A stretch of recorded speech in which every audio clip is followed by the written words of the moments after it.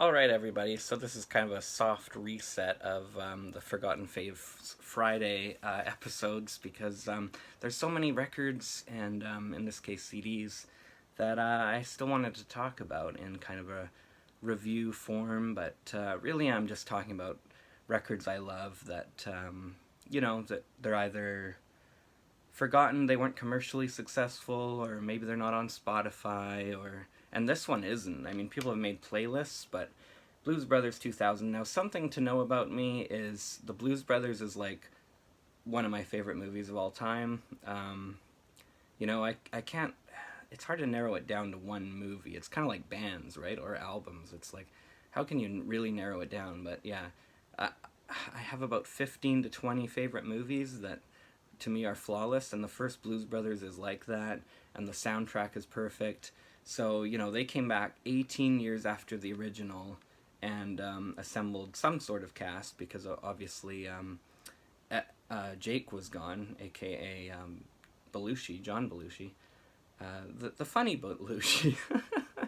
But yeah, so they came back and Landis directed, and Dan Aykroyd was back. They got most of the band back together. Of course, John Candy had passed away, and as I said, John Belushi was gone, and there were a few other people that weren't in it anymore, and Carrie Fisher, I guess, didn't come back.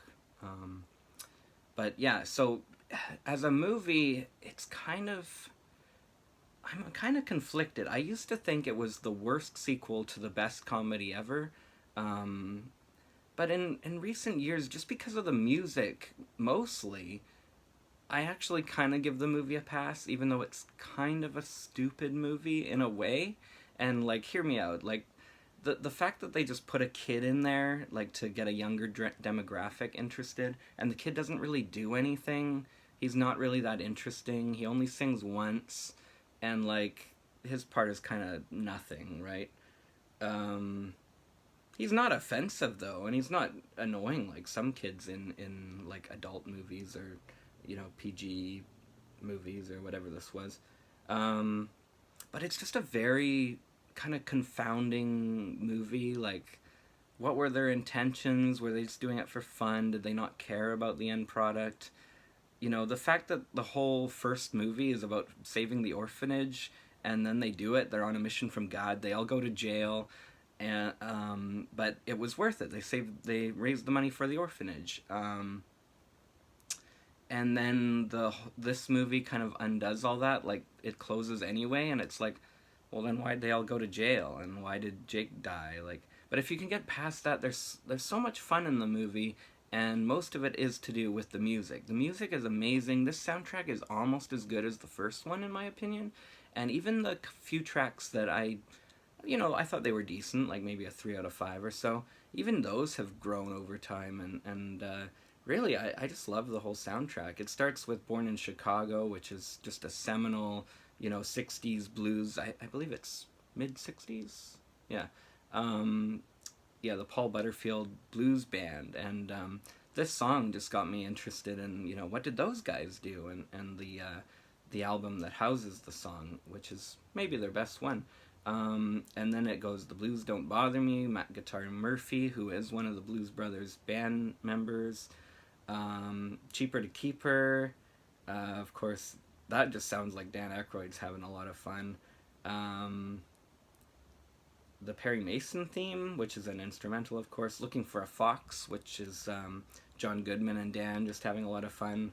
I don't know if you can sing like about that anymore, can you? It's fun though. It's harmless. I hope you find that fox or whatever he says.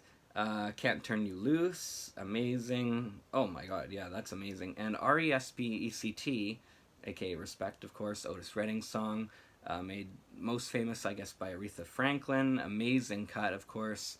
Um, you know, it's that song's so old now, but it's great. But this is a re-recording, and initially I didn't like it because it didn't sound like she had the voice that she used to, and obviously she doesn't. But it's actually a really fun version, and especially when you take it away from, because when they're in the car dealership in the movie, I don't know, it's just like her and her husband are talking, and then they go right into the number. Like, it seems like a rush job version of that nice diner slash cafe scene where she sings "Think" in the original 1980 movie, and it just seems like, oh, we got to do a callback where they fight and then she sings and then he leaves anyway or whatever.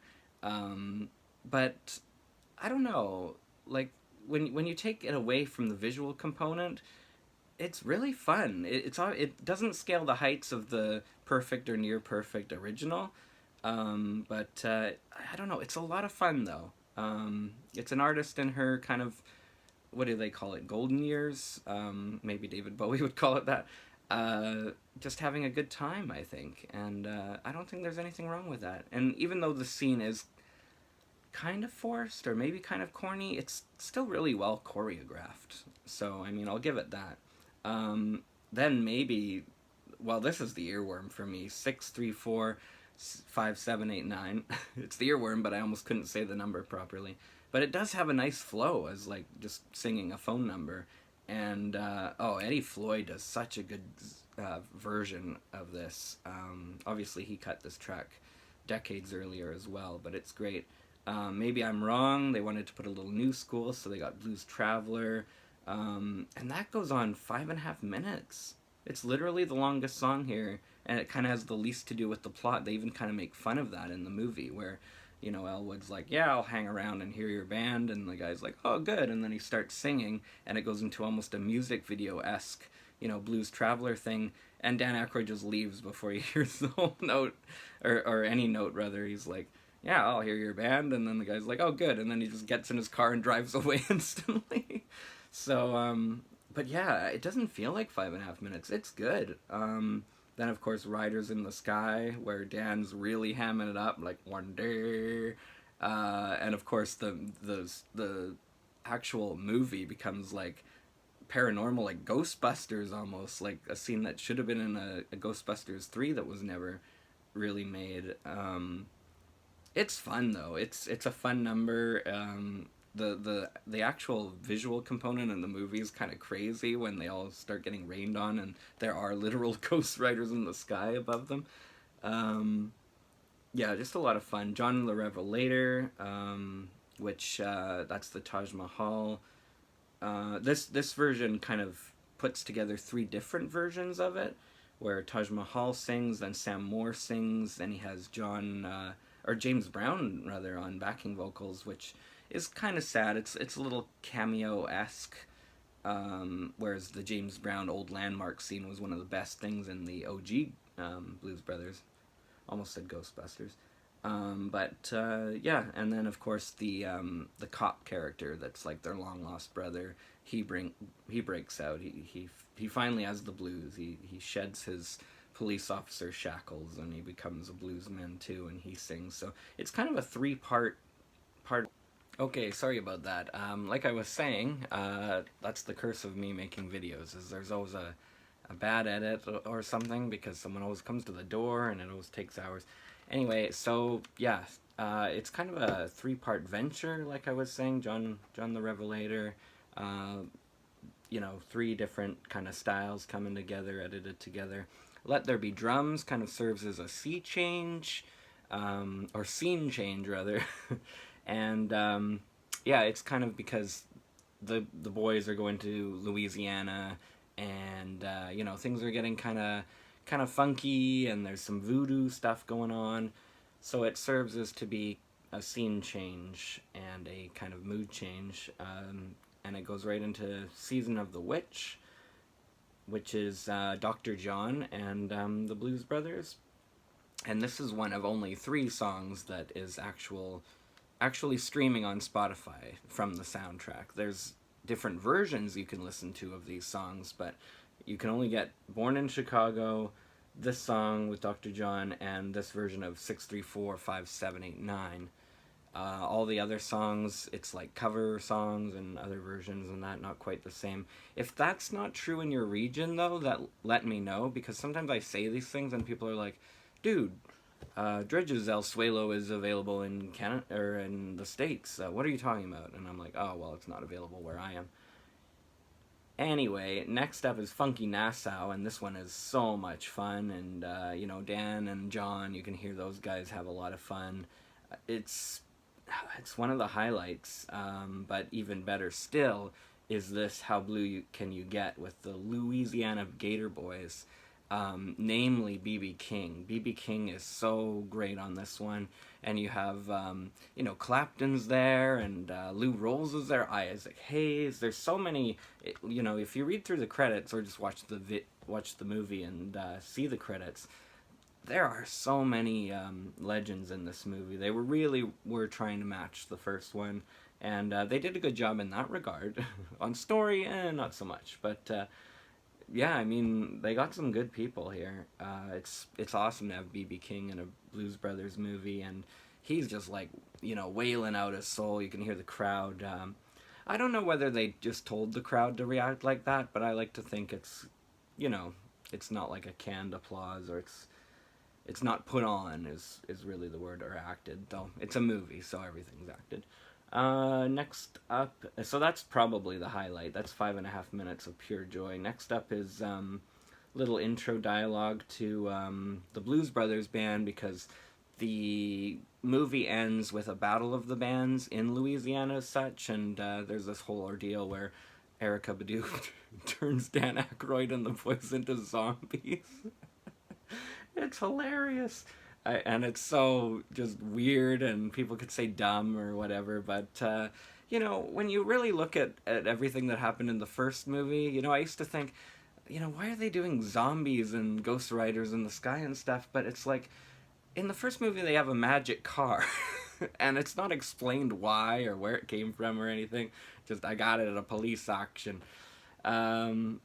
Yeah, nothing's explained in that sense or anything like that. They're on a mission from God. You don't want to argue with that.